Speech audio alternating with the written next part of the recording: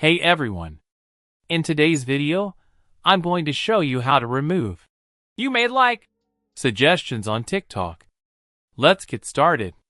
First, open TikTok and tap on the search icon. You'll usually see a you may like section filled with suggested content that you might not be interested in. The quickest way to change this is by tapping the refresh button.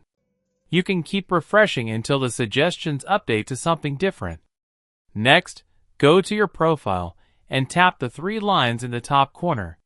From there, select Settings and Privacy, then go to Content Preferences. Here, you can choose to refresh your feed. If you don't like the type of content being shown, tap Refresh Your Feed, select a reason, like curiosity, and confirm.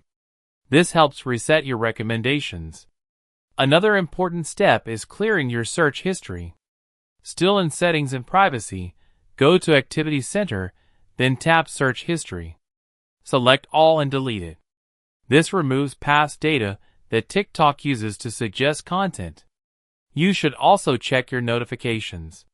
Go to Notifications and scroll down to Personalize Post Suggestions.